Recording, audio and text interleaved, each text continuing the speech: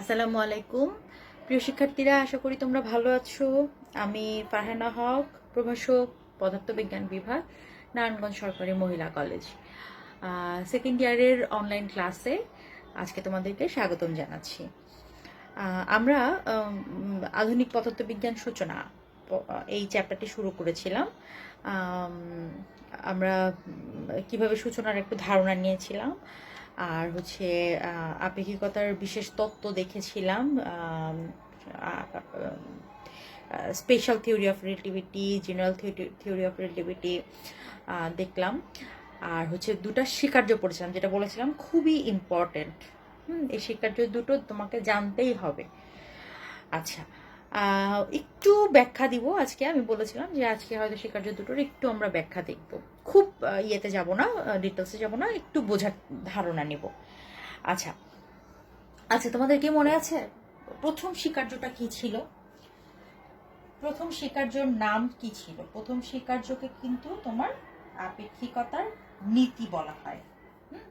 প্রথম স্বীকার্যটা ছিল সকল জড় প্রসঙ্গ কাঠামোতে পদার্থবিজ্ঞানের সূত্রগুলো একই রকম থাকে। আচ্ছা, যেহেতু প্রসঙ্গ কাঠামো, দেখো আমি এখানে দুটো প্রসঙ্গ কাঠামো এঁকেছি। এই কাঠামোর নাম দিয়েছি আমি এস কাঠামো, আর এই কাঠামোর নাম দিয়েছি এস প্রাইম কাঠামো। আচ্ছা, এক্স অক্ষ, ওয়াই অক্ষ, জেড অক্ষ, এখানেও আছে এক্স অক্ষ, সরি ওখানে হবে তোমার X prime, Y prime, Z prime, O prime. মূল বিন্দু হচ্ছে এখানে ও, আর এখানে হচ্ছে ও প্রাইম। দুটো কাঠামো এঁকেছি। আর এই এস প্রাইম কাঠামোটা তোমার এই কাঠামোর সাপেক্ষে, এই প্রসঙ্গ কাঠামোর সাপেক্ষে, এস এর প্রসঙ্গ কাঠামোর সাপেক্ষে ভি বেগে গতিশীল। এখানে আমি লিখেছি, দেখো ভি বেগে গতিশীল রয়েছে।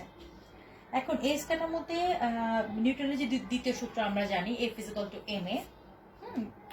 এই এস কাঠামোতে তোমার নিউটনের গতিসূত্র হচ্ছে F is equal to M A, আর এস প্রাইম কাঠামোতে তাহলে হবে হচ্ছে এখানে F prime is equal to M prime A prime, তাই তো? এখন পদার্থবিজ্ঞানের এই যে প্রথম যে স্বীকার্য, আপেক্ষিকতার প্রথম যে স্বীকার্য, প্রথম স্বীকার্য কি ছিল? পদার্থবিজ্ঞানের সূত্রগুলো কিন্তু সমস্ত জড় কাঠামোতে একই থাকবে, তাই তো? সার্বজনীন একই থাকবে, এবং এই কাঠামোর একজন পর্যবেক্ষক আর আবার এই কাঠামোর একজন পর্যবেক্ষক, দুজন কিন্তু এই সূত্রগুলো তারা কিন্তু একই রকম দেখবে, তাদের নিকট একই। এক প্রসঙ্গ কাঠামোর পর্যবেক্ষণের ক্ষেত্রে যদি এই কাঠামোটা যায়, মানে এই সূত্রটা যায়, F is equal to M, এই সূত্রটা যায়, তাহলে এই প্রসঙ্গ কাঠামোতে যেই পর্যবেক্ষক আছে, মানে যিনি দেখবে ঘটনা বা যার সাথে হবে, তার ক্ষেত্রেও এই সূত্রটা খাটবে। এটাই ছিল হচ্ছে প্রথম স্বীকার্য। আচ্ছা, এবার আমরা একটু দেখি দ্বিতীয় স্বীকার্য। দ্বিতীয় স্বীকার্যটা আসলে কি ছিল? দ্বিতীয় স্বীকার্যের একটা নাম আছে। দ্বিতীয় স্বীকার্যের নাম হচ্ছে আলোর দ্রুতি ধ্রুবতার নীতি। এটা হচ্ছে আপেক্ষিকতার নীতি বলা হয় এটার নাম, আর এর নাম হচ্ছে আলোর দ্রুতি ধ্রুবতার নীতি। কি ছিল সেটা? শূন্য স্থানে সকল জড় প্রসঙ্গ কাঠামোতে আলোর দ্রুতি একই থাকবে। আলোর দ্রুতিকে আমরা জানি সি দিয়ে প্রকাশ করে, আলোর দ্রুতি একই থাকবে। আচ্ছা, এখানে একটা বিষয় আছে। এখানে তোমার এটা হচ্ছে আমাদের এই স্বীকার্যটা একটু মেনে নেওয়াটা আমাদের জন্য কষ্ট। কেন কষ্ট জানো? আমরা আসলে যা দেখি আমাদের চারপাশে, আমাদের দৈনন্দিন যে অভিজ্ঞতা থাকে, আমরা অভিজ্ঞতা থেকে যা দেখি তা তা মানে এই স্বীকার্য অনুযায়ী সেটা হচ্ছে মিথ্যা। এই জন্য আসলে আমরা খুব সহজে এটা মেনে নিতে পারি না। হ্যাঁ, আচ্ছা একটু বলি, সেটা হচ্ছে যেমন হচ্ছে তোমার আমরা গতি চ্যাপ্টারে, ফার্স্ট ইয়ারের গতি চ্যাপ্টারে পড়েছিলাম যে গতি আসলে কি। গতি হচ্ছে মনে করো আশেপাশে যে ঘর বাড়ি আছে, গাছপালা আছে, তার সাপেক্ষে একটা গাড়ি চলছে। তাহলে হচ্ছে ওই গাছপালা, আশেপাশের ঘর বাড়ি, তার সাপেক্ষে এই গাড়িটা গতিশীল, মানে গাড়িটার গতি আছে, তাই তো? এখন এক্ষেত্রেও আমি এটাই ধরে নিলাম যে আমাদের মানে আমি বলছি যে আমরা আমরা আসলে কি দেখি, কি জানি বা কেমন হওয়া উচিত, আর এই শিকার্য অনুসারে সেটা কেমন হবে, এই জন্য পুরো একটু ডিটেলসে ব্যাখ্যাটা দিচ্ছি। যেমন গাছপালা ঘরবাড়ির সাপেক্ষে একটা গাড়ি যদি তোমার সরল পথে ভি বেগে থাকে, তাহলে ওই ওই যে গাছপালা ঘরবাড়ি ওই সাপেক্ষে একই দিকে ভি প্রাইম বেগে আরেকটা গাড়ি আছে। হ্যাঁ, প্রথম গাড়িটা হচ্ছে ভি বেগে যাবে গতিশীল, পরের গাড়িটা ভি প্রাইম বেগে যাচ্ছে। গাছপালা অথবা আশেপাশের যে পারিপার্শ্বিক অবস্থা ঘরবাড়ি তার সাপেক্ষে। এখন এখানে আরেকটা বিষয় আছে, এটাকে আমরা ধরে নিলাম ছোট, হ্যাঁ, ভিটা বড়, ভি এর বেগটা বেশি আর ভি প্রাইমের বেগটা কম, এটা আমরা ধরে নিলাম। এখন এবং একই দিকে যাচ্ছে, তারা কিন্তু একই দিকে যাচ্ছে। এখন অপর মানে একটা গাড়িতে, মানে প্রথম গতিশীল যে গাড়িতে, সেই গাড়িতে একজন পর্যবেক্ষক বসা আছে। হ্যাঁ, একজন পর্যবেক্ষক প্রথম গাড়িটার মানে বেগ কত নির্ণয় করবে। মানে সেকেন্ড গাড়িতে একজন পর্যবেক্ষক আছে, এই গাড়িতে একজন পর্যবেক্ষক আছে। এই পর্যবেক্ষক প্রথম গাড়ির পর্যবেক্ষক, বুঝতে পারছো তো, মানে সে হচ্ছে অবজার্ভ করছে, তার বেগ অবজার্ভ করছে, হ্যাঁ, দেখছে। এই গাড়িতে বসা একজন পর্যবেক্ষক, সে যদি প্রথম গাড়ির বেগ হিসাব করতে যায়, তাহলে সে কত পাবে হিসাব নিকাশ করলে? পাবে হচ্ছে ভি মাইনাস ভি প্রাইম, তাই তো? যেহেতু তার এই ভি প্রাইমটা কম, ভিটা বেশি, সে কিন্তু এই মানটা পাবে। আচ্ছা, আবার এই গায়ে দুটো যদি বিপরীত দিক থেকে আসে, তাহলে প্রথম গাড়ির, এটা হচ্ছে তোমার প্রথম গাড়ির জন্য। আবার যদি বিপরীত দিক থেকে আসে, তাহলে এই প্রথম গাড়ির জন্যই তাদের বেগ হবে হচ্ছে, যেহেতু বিপরীত দিক থেকে আসছে, এইটা, তাই তো? এবং এটা কে দেখছে, কে পরিমাপ করছে? দ্বিতীয় গাড়িতে বসা যে পর্যবেক্ষক, উনি। এটা হচ্ছে আমাদের হিসাব মতে এটাই আসে, এবং এটা হচ্ছে আমাদের বাস্তব অভিজ্ঞতা, তাই তো? এখন কিন্তু এই যে আপেক্ষিকতা দ্বিতীয় স্বীকার্য, এই আপেক্ষিকতা দ্বিতীয় স্বীকার্য মতে কিন্তু এটা ভুল। এই জিনিসটা হবে না। এবং সেটা অবশ্য উনি, আমি এটা খুব সিম্পল একটা গাড়ির বেগ দিয়ে বোঝালাম। উনি এখানে যেটা বলেছেন সেটা হচ্ছে আলোর বেগে, হ্যাঁ, আলোর বেগ দিয়ে উনি বলেছেন। এখন আমি একটু আলোর বেগ দিয়ে আসি। আমি ধরলাম কোন একটা জড় প্রসঙ্গ কাঠামোতে আলোর বেগ হচ্ছে সি। এটা একটু মুছি।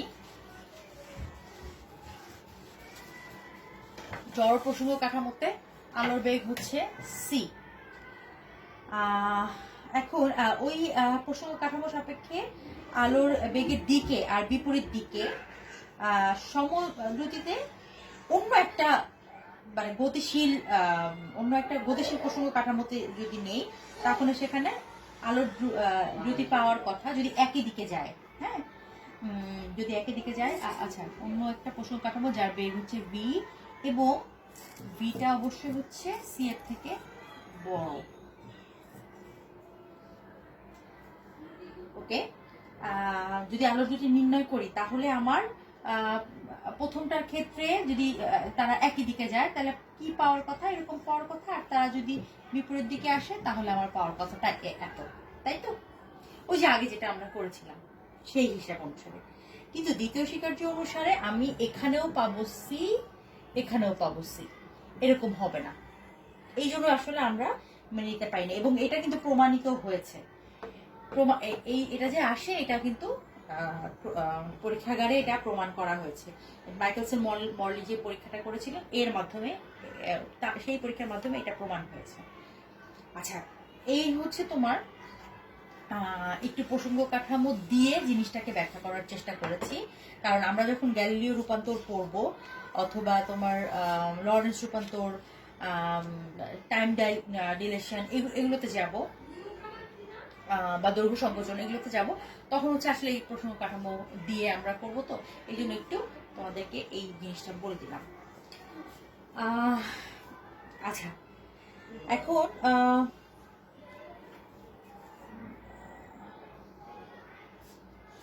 এরপরে আমরা তো বললামই যে উনি কি মাপের, মানে যদি দুটা কাঠামো হয়, যদি এই কাঠামোতে ধরি, মানে এস কাঠামো আর এস প্রাইম কাঠামোতে ধরি, মানে এটার ছবি আঁকছি না এখানে, এস প্রাইম কাঠামোর সাপেক্ষে, মানে এটা কিন্তু অবশ্যই শূন্যস্থানে হতে হবে, এই কাঠামোর সাপেক্ষে এস কাঠামোর এক্স অক্ষ বরাবর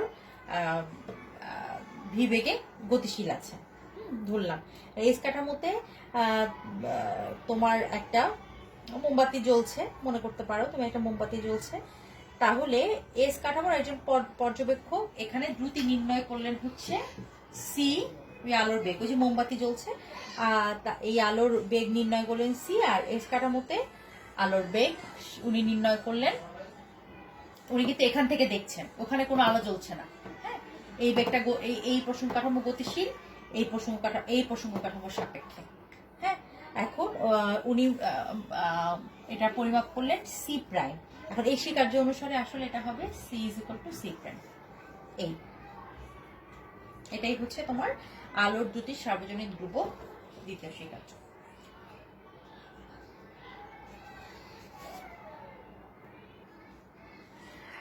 আচ্ছা, এরপর আমরা দেখব গ্যালিলিও রূপান্তর বা গ্যালিলিয়ান ট্রান্সফরমেশন।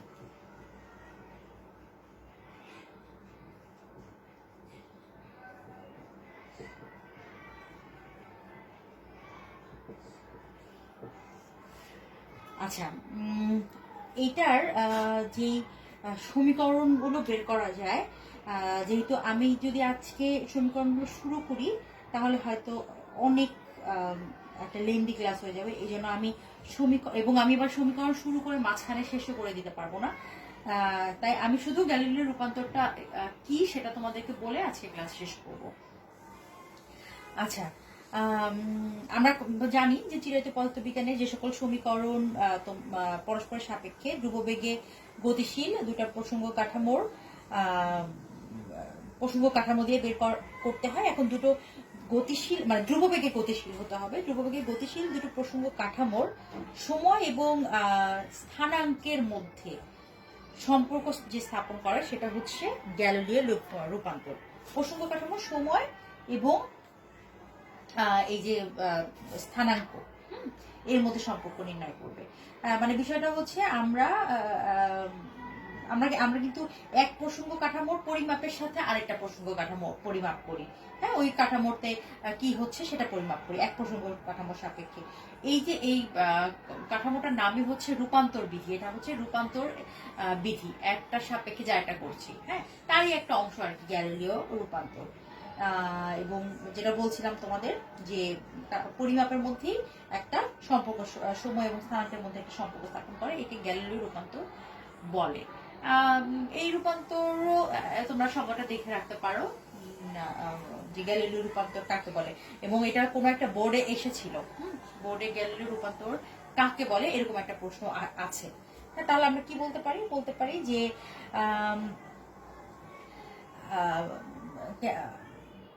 দুটি গতিশীল, ধ্রুববেগে গতিশীল, হ্যাঁ, পরস্পর সাপেক্ষে ধ্রুববেগে গতিশীল দুটি প্রসঙ্গ কাঠামোর সময় এবং স্থানাঙ্কের মধ্যে সম্পর্ক স্থাপন করে যে সকল সমীকরণ দিয়ে করে তাকে হচ্ছে তোমার গ্যালিলিও রূপান্তর বলা হয়। আচ্ছা, এর একটা নামও আছে, এটার নাম হচ্ছে নিউটনের রূপান্তর।